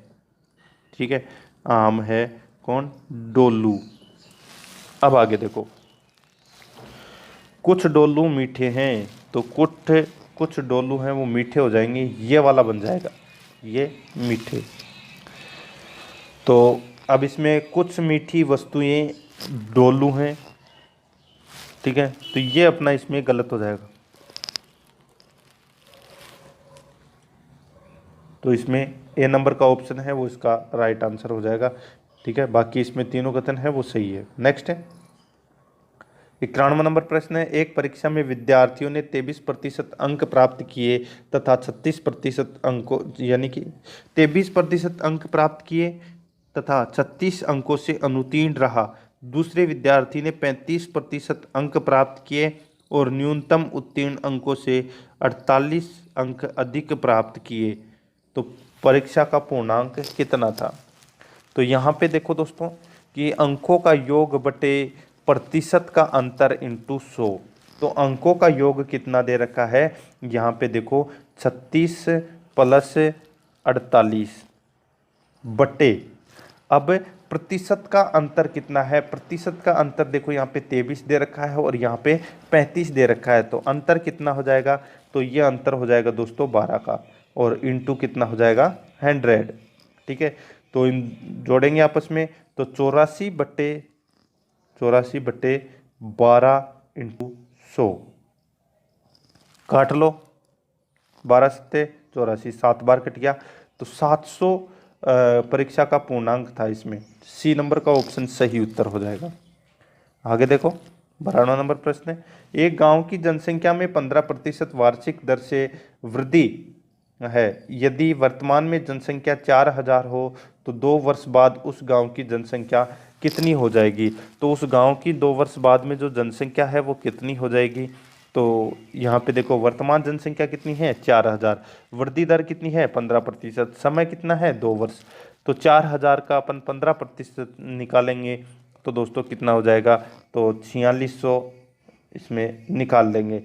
ठीक है, एक साल में तो कितना हो जाएगा 4600। ठीक है, और 4600 का है अपन फिर 15% निकालेंगे तो दोस्तों 5290 निकल के आ जाएगा, तो ये इसका राइट आंसर हो जाएगा। नेक्स्ट है 93 नंबर प्रश्न है, चीनी के मूल्य में 25% वृद्धि होने पर गृहिणी चीनी का प्रयोग कितना प्रतिशत कम कर दे कि उसका मानसिक व्यय न बढ़े, कि उसका मानसिक व्यय है वो नहीं बढ़े। तो दोस्तों सीधा सा सिंपल है, वृद्धि बटे 100 प्लस वृद्धि इंटू 100, तो यहाँ पे वृद्धि है वो कितने की कर रहे हैं 25 की। ठीक है, बटे 100 प्लस वृद्धि यानी कि कितने की हुई है 125 की, इंटू 100 काट लो। अब ये कितनी बार कट गया 5 बार, और ये इससे कट गया, तो 20% इसका राइट आंसर आ जाएगा बी नंबर का ऑप्शन। नेक्स्ट है 94 नंबर प्रश्न है, एक पहिया 88 किमी दूरी तय करने में 100 चक्कर लगाता है तो पहिए की त्रिज्या क्या होगी। तो पहिए की त्रिज्या होगी दोस्तों देखो 88 किलोमीटर दूरी तय करने में 100 चक्कर लगाता है तो पहिए की त्रिज्या, तो 1000 चक्करों की दूरी है वो कितनी हो जाएगी, तो वो है दोस्तों 88,000। ठीक है, तो एक चक्कर की दूरी क्या हो जाएगी 88,000 बटे 1000। ठीक है, तो कितना आ जाएगा 88 मीटर। अब अपने को इसकी परिधि निकालनी है, तो परिधि कैसे निकालेंगे, तो 2πr ये सूत्र होता है। तो क्या करेंगे, तो 2 इंटू 22/7 इंटू r बराबर 88, अपने को सबसे पहले r निकालनी पड़ेगी। अब ठीक है, इसमें क्या पूछा है कि त्रिज्या पूछी है। ठीक है, अब देखो अब काट पीट लो इसको अपने हिसाब से, ठीक है। 22 चौके 88, तो ये 4 बार कट गया, ठीक है। कितनी बार कट गया? 4 बार। अब देखो 7 चौके 28, 28 में अगर अपन 2 का भाग देंगे तो कितना जाएगा? 14। तो 14 मीटर है वो दोस्तों इसकी त्रिज्या आ जाएगी। सी नंबर का ऑप्शन है वो इसका सही उत्तर हो जाएगा। 95 नंबर प्रश्न है, उस अर्धवृत्त का क्षेत्रफल क्या होगा जिसका व्यास 14 सेमी है? तो अपने को निकालना पड़ेगा इसमें क्या, व्यास दे रखा है 14 सेमी, तो त्रिज्या कितनी हो जाएगी? यहाँ पे 7 हो जाएगी, आधी हो जाएगी, ठीक है। तो अर्धवृत्त का क्षेत्रफल होता है दोस्तों 1/2 पाई आर स्क्वायर, ये सूत्र होता है। तो 1/2 इंटू 22/7 इंटू 7 इंटू 7, काट लो, 7 से 7 कट गया, ठीक है। ये कट गया 11 बार, तो 11 7 77, 77 वर्ग सेमी इसका राइट आंसर हो जाएगा। नेक्स्ट है, आगे देखो, एक वर्गाकार मैदान का क्षेत्रफल 33,800 वर्ग मीटर है, इस वर्ग का विकर्ण क्या होगा? तो इस वर्ग का विकर्ण है वो अपने को ज्ञात करना है। तो देखो वर्गाकार मैदान का क्षेत्रफल कितना दे रखा है? 33,800। तो वर्ग का क्षेत्रफल यानी कि भुजा स्क्वायर, तो भुजा स्क्वायर बराबर कितना हो जाएगा? 33,800। तो देखो ये रूट में चला जाएगा, कौन? 33,800 है, ये रूट में चला जाएगा। तो अगर अपन इसको 00 है तो आगे ले आते हैं, तो 10√338 हो जाएगा, ठीक है। अगर अपन इसको सोल्व करते हैं तो 2 इंटू 69, अगर अपन इस 338 को सोल्व करते हैं तो दोस्तों 10 रूट में आ गया 2 इंटू 69। अब ये क्या है? 69 है, ये उसका रूट हो जाएगा किसका? 13 का, ठीक है। तो आप इसको भी ऐसे भी सोल्व कर सकते हो। इसका राइट आंसर निकल के आ जाएगा वो है 260 मीटर। ए नंबर का ऑप्शन सही उत्तर है। इतना तो मैंने आपको समझा दिया, अब आगे आप खुद कर लेना। 97 नंबर प्रश्न है, एक चतुर्भुज के एक विकर्ण की लंबाई 20 सेमी है तथा विकर्ण पर डाले गए लंब क्रमशः 8 सेमी तथा 6 सेमी है, तो चतुर्भुज का क्षेत्रफल कितना होगा? तो चतुर्भुज का क्षेत्रफल अपने को यहाँ पे निकालना है, तो 1/2 इंटू विकर्ण पर डाले गए लंब का योग, ठीक है। तो इसमें क्या होगा? तो इसमें दोस्तों 1/2 सूत्र के अनुसार कर देता हूँ मैं आपको, 1/2 इंटू विकर्ण कितने का है? तो 20 का है, ठीक है, इंटू आगे तो 8 + 6 दे रखा है, ठीक है। ये विकर्ण पर डाले गए लंब हैं, तो इनको अपन प्लस करेंगे तो कितने हो जाएंगे? 8 और 6 14, ठीक है। अब काटा पीटी कर लेंगे अपन, काटा पीटी करेंगे तो देखो 20 को यहाँ से काट लिया तो कितना हो जाएगा? 10, और 10 इंटू 14 कितने हो जाएंगे? 140 वर्ग सेमी इसका राइट आंसर निकल के आ जाएगा, ए नंबर का ऑप्शन। 98 नंबर प्रश्न है, PQRS 4 लड़कों का औसत बार है वो 46 है, तो 46 इंटू 4 कर देंगे अपन, और उसी के आगे देखो QRST लड़कों का औसत बार है 52, ठीक है। तो इनको क्या करेंगे? आपस में मल्टीप्लाई कर देंगे, तो 52 इंटू 4 तो कितना हो जाएगा? 208। और 46 इंटू 4 कितना होता है? तो इसमें 184 होता है, तो 208 में से 184 माइनस कर दिया तो दोस्तों कितना बच जाएगा? तो 38 बच जाएगा। सॉरी, यहाँ पे P का भार है वो कितना है? 38 है, ठीक है। P का भार कितना है? 38। और अगर अपन इसमें माइनस करते हैं तो 184, 208 में से 184 गए तो कितने बच गए? 24 बच गए। तो 24 + 38 कितने होते हैं? 62। तो इसमें सी नंबर का ऑप्शन इसका सही उत्तर हो जाएगा। 99 नंबर प्रश्न है, कोई धनराशि चक्रवर्ती ब्याज पर 4 वर्ष में 16 गुनी हो जाती है तो ब्याज दर है, तो ब्याज दर है वो कितनी है? ब्याज दर दोस्तों इसमें पूछी गई है, तो इसका राइट आंसर हो जाएगा 4 वर्ष में 16 गुनी हो जाती है, तो इसमें जो ब्याज दर है वो 100% है। दर कितनी है? 100% है दोस्तों। ए नंबर का ऑप्शन सही उत्तर हो जाएगा, सीधा सा सिंपल सा है। नेक्स्ट है, 5 क्रमागत विषम संख्याओं का औसत है वो 19 है, इनमें से अंतिम संख्या कौन सी है? अंतिम संख्या पूछी गई है, तो 5 संख्याओं का औसत है, तो 19 को अगर अपन 5 से मल्टीप्लाई करते हैं तो कितना आ जाएगा?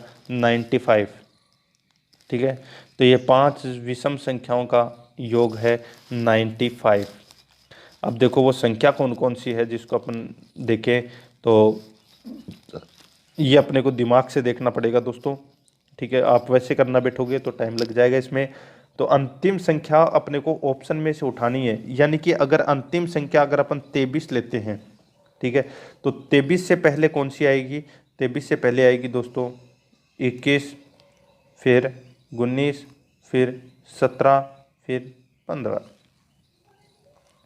ठीक है, तो दोस्तों जो विषम संख्या है अगर अपन इनका टोटल करते हैं तो टोटल करेंगे तो देखो यहाँ पे टोटल करेंगे तो 95 आ जाएगा इनका टोटल। ठीक है, तो इसका राइट आंसर हो जाएगा डी नंबर का ऑप्शन। नेक्स्ट है 101 नंबर प्रश्न है, सप्ताह के पहले 4 दिनों का औसत तापमान 38.6 डिग्री सेल्सियस तथा बाद के 4 दिनों का औसत तापमान 40.3 डिग्री सेल्सियस, यदि सप्ताह का औसत तापमान 39.1 डिग्री सेल्सियस हो तो चौथे दिन का तापमान क्या होगा? तो दोस्तों अपने को इसमें कुछ भी नहीं करना, ये देखना है कि प्रथम 4 दिनों का औसत तापमान है वो कितना है, 38.6 डिग्री। तो कुल तापमान कितना हो जाएगा? तो 38.6 डिग्री को अपन 4 से मल्टीप्लाई करेंगे तो कितना आ जाएगा, 154.4 डिग्री सेल्सियस। आगे देखो अंतिम 4 दिनों का औसत तापमान कितना है, तो 40.3 डिग्री सेल्सियस है। इसको अपन 4 से मल्टीप्लाई करेंगे तो कितना जाएगा, तो 161.2 डिग्री सेल्सियस आ जाएगा। अब पूरे सप्ताह का औसत तापमान कितना दे रखा है, तो 39.1 डिग्री सेल्सियस दे रखा है। तो 39.1 डिग्री सेल्सियस को अपन 7 से मल्टीप्लाई करेंगे तो कितना आ जाएगा, तो 273.7 डिग्री सेल्सियस आ जाएगा। अब दोस्तों अपन क्या करेंगे, तो यहाँ पे 154 प्लस 161 ये तो क्या कर लेंगे, प्लस में कर लेंगे। ठीक है, और इनमें से घटा देंगे क्या, 273 घटा देंगे। ठीक है, 273.7 डिग्री सेल्सियस, इसको घटा देंगे तो अपना 41.9 डिग्री सेल्सियस आ जाएगा और यही अपना राइट आंसर होगा। नेक्स्ट है 102 नंबर प्रश्न है, कितना धन 2 वर्षों में 4% वार्षिक चक्रवर्ती ब्याज की दर से 1352 रुपये हो जाएगा, ब्याज वार्षिक देय हो। तो यहाँ पे दोस्तों क्या पूछा गया है कि कितना धन 2 वर्षों में 4% वार्षिक चक्रवर्ती ब्याज की दर से 1352 रुपये हो जाएगा। तो यहाँ पे मिश्रधन दे रखा है दोस्तों 1352, दर दे रखी है 4%, समय दे रखा है 2%। ठीक है, सीधा सा सिंपल सा क्वेश्चन है, मिश्रधन वाला सूत्र लगाना है कि मूलधन 1 प्लस दर बटे 100 इंटू 100। ठीक है, सॉरी, तो सीधा सा है, मूलधन अपने को दे रखा है यहाँ पे 1352 बराबर, सॉरी मिश्रधन दे रखा है 1352। अब कुछ नहीं करना, मूलधन अपने को यहाँ पे दे नहीं रखा तो यहाँ पे मूलधन को मैं m लिख देता हूँ और 104/100 इंटू 104/100 ऐसे सोल्व कर लेंगे इसको सोल्व करते ही अपना राइट आंसर निकल के आ जाएगा 1250 रुपये और ये इसका राइट आंसर हो जाएगा। आप ऑप्शन के अनुसार भी उठा के कर सकते हैं। अगर 1204 का अगर अपन 4% निकालते हैं, ठीक है, फिर वो उसमें 1250 में ऐड कर देते हैं और फिर वापस 4% निकालते हैं, फिर उसमें ऐड कर देते हैं तो 1352 आ जाएगा। नेक्स्ट 103 नंबर प्रश्न है, कितने प्रतिशत वार्षिक चक्रवर्ती ब्याज की दर से कोई धन 2 वर्ष में अपने का 36/25 गुना हो जाएगा? तो 36/25 गुना हो जाएगा तो कितने वर्ष में हो जाएगा? तो दोस्तों सॉरी 36/25 गुना हो जाएगा तो इसका राइट आंसर हो जाएगा वो है दोस्तों 20% में। ठीक है, ए नंबर का जो ऑप्शन है वो इसका सही उत्तर हो जाएगा। देखो समय यहाँ पे 2 वर्ष दे रखा है, मूलधन यहाँ पे 25 दे रखा है, मिश्रधन अपने को यहाँ पे 36 दे रखा है। तो ब्याज निकालना है तो 36 माइनस 25 यानी कि ब्याज कितना हो जाएगा, 11 हो जाएगा। ठीक है, अब अपने को इसमें निकालना है, दर अपनी आ जाएगी इसमें 5 यानी कि 5 पे 6 1 का हो रहा है तो प्रॉफिट कितने का हो रहा है, 1 का, तो यानी कि 20% इसमें दर आ जाएगी। नेक्स्ट है, देखो कोई धन साधारण ब्याज पर 10% वार्षिक दर से कितने समय में दोगुना हो जाएगा? तो कितने समय में दोगुना हो जाएगा? तो सीधा सा है, समय यहाँ पे दे रखा है, इसको निकालेंगे तो कैसे निकालेंगे, तो n-1/r इंटू 100 यानी कि 2-1/10 इंटू 100। तो इसमें सीधा सा सिंपल सा है, कितना आ जाएगा, 10 वर्ष आ जाएगा। इसका right answer B number option right answer. आगे देखो 105 नंबर प्रश्न है, सुरेश ने 3200 रुपये 6.5% वार्षिक साधारण ब्याज की दर से उधार दिए, 5 वर्ष बाद उसे ब्याज सहित कितने रुपए प्राप्त होंगे। तो साधारण ब्याज अपने को निकालना है, तो इसका 6.5% आप निकाल लो, ठीक है, और 1 वर्ष का निकाल लो। उसके बाद में दोस्तों इसको मल्टीप्लाई कर देना। जैसे 3200 है तो 32 का 6.5% ब्याज निकालना है 1 साल का, और फिर उसको 5 से मल्टीप्लाई कर देना है। तो इसका राइट आंसर आ जाएगा, वो है दोस्तों, देखो ब्याज तो इसमें 1040 रुपये का होगा, ठीक है, और टोटल इसमें रुपये हो जाएंगे वो है 4340 रुपये, सॉरी 4240 रुपये। इसका राइट आंसर आ जाएंगे, सी नंबर ऑप्शन सही उत्तर। नेक्स्ट है 106 नंबर प्रश्न है, कितने समय में 5000 रुपये का 10% प्रतिवर्ष साधारण ब्याज की दर से 1000 रुपये हो जाएगा। तो दोस्तों कितने साल में हो जाएगा, तो सीधा सा सिंपल है कि 10% 2 साल में, यानी कि 5000 का 10% कितना हो जाएगा 500, और अगले साल कितना हो जाएगा 1000, यानी कि 2 साल में 1000 हो जाएगा। तो 2 वर्ष इसका राइट आंसर हो जाएगा। नेक्स्ट है 107 नंबर प्रश्न है, मनोज और हितेश ने क्रमशः 15,000 और 12,000 रुपये लगाकर व्यापार प्रारंभ किया। मनोज सक्रिय साझेदार होने के कारण लाभ का 12.5% हिस्सा पाता है। वर्ष के अंत में कुल लाभ 2160 रुपये का हो तो मनोज का कुल लाभ कितना होगा। तो मनोज का कुल लाभ है वो कितना होगा, तो ये अपन पहले तो इनका रेशियो निकाल लेंगे। तो रेशियो रहेगा इसमें दोस्तों 5:4 का, ठीक है, 3 से अपन अगर इसको काटेंगे तो 5:4 का इसमें रेशियो रहेगा। तो इसको अपन आराम से इसको सोल्व कर लेंगे और इसका राइट आंसर निकल के आ जाएगा। इसमें अपने को मनोज का लाभ निकालना है, तो 5/9 इंटू दोस्तों इसमें 1890 आएगा, ठीक है, कितना आएगा 1890। तो इसका राइट आंसर हो जाएगा 1320 रुपये, इसमें लाभ होगा मनोज को, ए नंबर का ऑप्शन सही उत्तर। नेक्स्ट है 108 नंबर प्रश्न है, पी क्यू आर ने मिलकर व्यापार शुरू किया, कुल पूंजी का 1/3 भाग पी ने लगाया, क्यू ने उतनी पूंजी लगाई जितनी पी और आर ने लगाई। वर्ष के अंत में लाभ 18,000 रुपये का हुआ, तो लाभ में आर का कितना प्रतिशत है, ठीक है। ये ऐसे क्वेश्चन है, इनमें दोस्तों आपको टाइम थोड़ा ज़्यादा लगेगा, लेकिन आप इसको सोल्व कर लेना, ठीक है। इसमें 2 फ्रीक्वेंसी बनेगी, आप अपने हिसाब से इसको सोल्व कर लेना इस क्वेश्चन को, ठीक है। तो इसका राइट आंसर मैं आपको बता देता हूँ, इसका सही उत्तर आ जाएगा वह है दोस्तों इसमें 3000 रुपये। और अगर आप चाहते हो तो कमेंट में बता देना, ऐसे क्वेश्चन भी मैं आपको सोल्व करवा दूंगा। नेक्स्ट है 109 नंबर प्रश्न है, करीम तथा रफ़ीक ने मिलकर व्यापार आरंभ किया, वर्ष के अंत में लाभ को उन्होंने 2/3 के अनुपात में बांट लिया। करीम ने 4000 रुपये लगाए तो रफ़ीक ने कुल कितने रुपए लगाए, ये अपने को बताना है। तो देखो यहाँ पे सॉरी 4000 नहीं है, ये 40,000 है, ठीक है। तो अगर करीम ने यानी कि ए और अपन इसको बी मान लेते हैं, ए इसने लगाए कितने 40,000 और इसने लगाए दोस्तों एक्स, ठीक है। तो 40, अब फ्रीक्वेंसी बनेगी दोस्तों यहाँ पे, ठीक है। अनुपात दे रखा है दोस्तों यहाँ पे 2:3 का, तो क्या बनेगी, तो 40,000 अनुपात एक्स समानुपात 2:3। तो देखो यहाँ पे 2x बराबर 40,000 इंटू 3, ठीक है, 40,000 इंटू 3/2 हो जाएगा, 40,000 इंटू 3/2 यानी कि 60,000 रुपये लगाए हैं। और सीधा सा आप वैसे भी देख सकते हैं कि 2 दे रखा है यहाँ पे, है ना। 2 का मतलब कितना हो गया, तो 1 का मतलब कितना हुआ, तो 20,000 हुआ, और 2 का मतलब कितना हुआ 40,000, तो और 3 का मतलब कितना हुआ 60,000। तो आप डायरेक्ट इसको वैसे भी सोल्व कर सकते हैं, डी नंबर का ऑप्शन इसका सही उत्तर।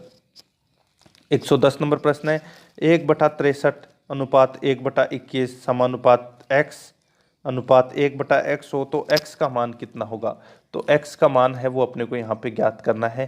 तो कैसे ज्ञात करेंगे, तो x बराबर 1/8 इंटू 1/63 ये करेंगे, ठीक है, इंटू 21, तो 1/24 निकल के आ जाएगा। इसमें ए नंबर का ऑप्शन सही उत्तर। नेक्स्ट है, एक थैले में 20 रुपये, 10 रुपये और 5 रुपये के नोट 3:4:5 अनुपात में है।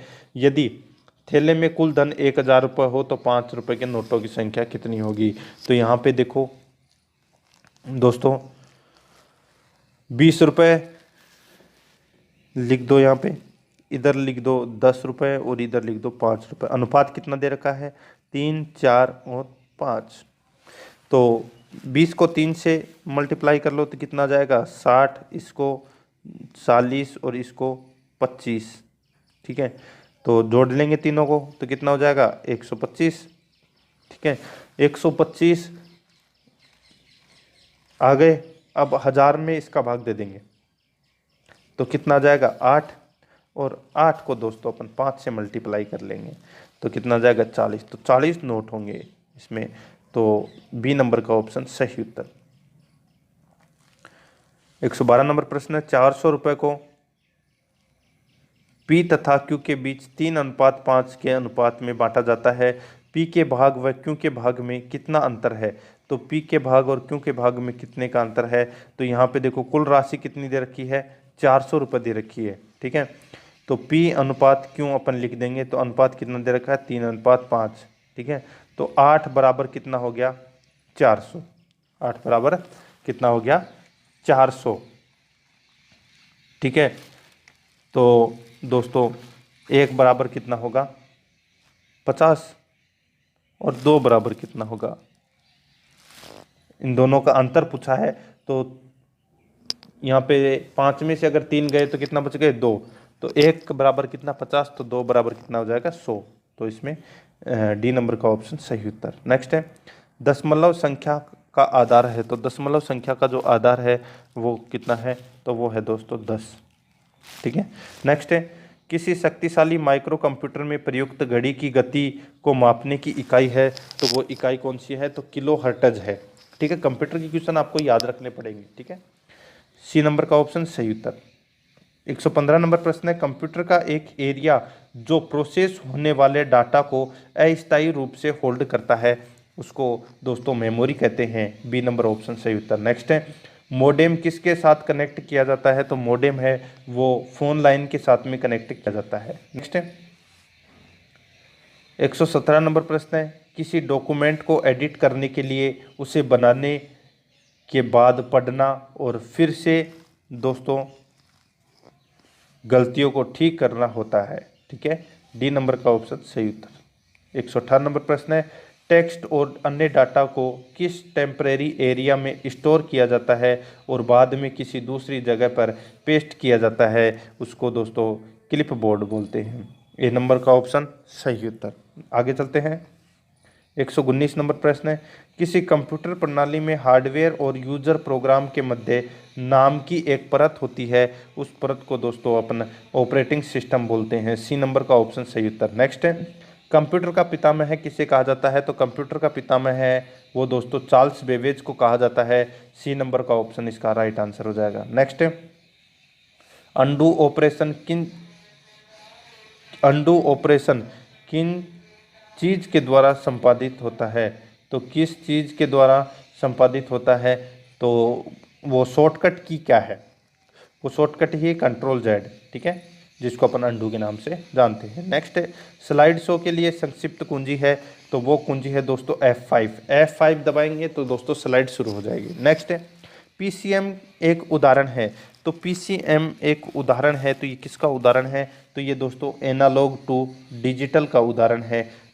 डी नंबर का ऑप्शन सही उत्तर। नेक्स्ट है, इसमें देखो किसका अर्थ है कि डाटाबेस में रजा डाटा, किसका अर्थ है कि डाटाबेस में रजा डाटा एक्यूरेट और रिलायबल है, तो इसका सही उत्तर हो जाएगा वो है दोस्तों इसमें data integrity. B number option सही उत्तर। नेक्स्ट है www का पूरा नाम क्या है, तो वर्ल्ड वाइड वेब, तो इसका सही उत्तर हो जाएगा बी नंबर का ऑप्शन सही उत्तर। नेक्स्ट है सीपीयू का पूर्ण रूप क्या है, तो कंट्रोल प्रोसेसिंग यूनिट। सीपीयू का पूरा नाम क्या है, control processing unit, sorry central processing unit, control नहीं, सेंट्रल प्रोसेसिंग यूनिट, तो इसमें बी नंबर का ऑप्शन सही उत्तर। नेक्स्ट है आउटपुट क्या होता है, आउटपुट क्या होता है जो प्रोसेसर यूजर को देता है, ठीक है, तो इसमें सी नंबर ऑप्शन सही उत्तर। नेक्स्ट है दो या अधिक सेल्स को एक सिंगल सेल में कंबाइन करने को क्या क्या क्या कहते हैं, तो मर्जिंग कहते हैं। क्या कहते हैं, मर्जिंग कहते हैं। नेक्स्ट है उत्कृष्ट का सही संधि विच्छेद है तो क्या है, तो उत्कृष्ट, उत्कृष्ट प्लस तय, ये इसका सही संधि विच्छेद है, ए नंबर का ऑप्शन सही उत्तर। नेक्स्ट है अंधकूप शब्द में समास है, तो अंधकूप शब्द में समास है वो कौन सा है, तो वो है दोस्तों कर्मधारय समास, ए नंबर का ऑप्शन इसका सही उत्तर हो जाएगा। नेक्स्ट है लुहार में लगा प्रत्यय बताइए, तो लुहार में कौन सा प्रत्यय लगता है, तो इसमें दोस्तों आर प्रत्यय लगता है, ए नंबर का ऑप्शन राइट आंसर हो जाएगा। नेक्स्ट है बगुला बादल का युग्म शब्द है, तो वो शब्द कौन सा है, तो वो शब्द जिसको अपन बोलते हैं ब्लाक और ब्लाहक, ठीक है, तो इसमें ए नंबर ऑप्शन सही उत्तर। नेक्स्ट है नख शब्द का प्रतिलोम है, तो नख शब्द का जो प्रतिलोम है वो क्या है, तो वो है सिख। नेक्स्ट है पुलिन का पर्यायवाची शब्द होगा, तो पुलिन का जो पर्यायवाची शब्द है वो कौन सा होगा, तो वो होगा दोस्तों तीर, A number option right answer. Next है देख इसमें देखो आतिथ्य, आतिथ्य का जो आतिथ्य का मतलब क्या होता है, तो इसका मतलब हो जाएगा दोस्तों अतिथि की सेवा करने का भाव। नेक्स्ट है निम्न में से अशुद्ध शब्द बताइए, तो अशुद्ध शब्द है वो कौन सा हो जाएगा, देखो पुनर्विवाह है, ये एक अशुद्ध शब्द है। नेक्स्ट है फूलों की माला बनाओ वाक्य में अशुद्धि है, तो इसमें कौन सी अशुद्धि है, इसमें अशुद्धि हो जाएगी दोस्तों पदक्रम की, यहाँ पे अशुद्धि है, ठीक है। नेक्स्ट है जैसे फूलों की एक माला बनाओ, ठीक है, पदक्रम की इसमें अशुद्धि है। नेक्स्ट है चांदी काटना मुहावरे का अर्थ होगा, तो इसका अर्थ होगा दोस्तों बहुत धन कमाना, A number option right answer. Next है इमली के पात पर बारात का डेरा लोकोक्ति का अर्थ है, तो इस लोकोक्ति का अर्थ हो जाएगा थोड़े साधन बड़ी बातें, ए नंबर का ऑप्शन सही उत्तर। नेक्स्ट है देखो कॉन्फिस्केट का सही हिंदी शब्द है, तो इसका सही हिंदी शब्द हो जाएगा दोस्तों वो है जब्त करना। क्या हो जाएगा, जब्त करना, ठीक है। ये देखो अब पैसेज आ गया, इसमें 4 क्वेश्चन आएंगे पैसेज से संबंधित, आप पैसेज पढ़ सकते हैं वीडियो स्टॉप करके, फिर उसके बाद में दोस्तों 4 क्वेश्चन आपको पूछे जाएंगे, ठीक है। देखो इसमें अकॉर्डिंग टू द राइटर, ठीक है, according to the writer the way could not be reached by boat because, ठीक है, ऐसे क्वेश्चन पूछे जाएंगे। तो ऐसे क्वेश्चन का 4 क्वेश्चन आएंगे ऐसे, तो आप इनके आंसर कमेंट में बताना अगर आपने पढ़ लो तो, ठीक है। वीडियो स्टॉप करके एक एक क्वेश्चन सॉल्व करते जाना, ठीक है, ऐसे क्वेश्चन आएंगे आप। और फिर दोस्तों उसके बाद में एरर से संबंधित क्वेश्चन आएंगे, ठीक है, और एरर के बाद में दोस्तों ये कुछ 4-5 क्वेश्चन आएंगे, टोटल 10 क्वेश्चन आएंगे इससे, ठीक है। और ये अब आगे एंटोनियम और सिनोनियम के क्वेश्चन आ गए, ठीक है। और लास्ट का है दोस्तों एक आइडम और प्रेज का क्वेश्चन आया है, कुक एंड बुल स्टोरी, ठीक है, इसको अपन क्या बोलते हैं, तो इसको अपन दोस्तों क्या बोलेंगे, तो एब्सर्ड स्टोरी, ठीक है, सी नंबर का ऑप्शन इसका राइट आंसर हो जाएगा। तो दोस्तों ये हो गया आज का अपना जो 18 नंबर का मॉडल पेपर है वो समाप्त हो चुका है। आराध्या RS एकेडमी के यूट्यूब चैनल को सब्सक्राइब जरूर करें, बेल आइकन को दबाएं, वीडियो को लाइक और शेयर जरूर करें। मिलते हैं दोस्तों नेक्स्ट वीडियो में। जय हिंद, जय भारत।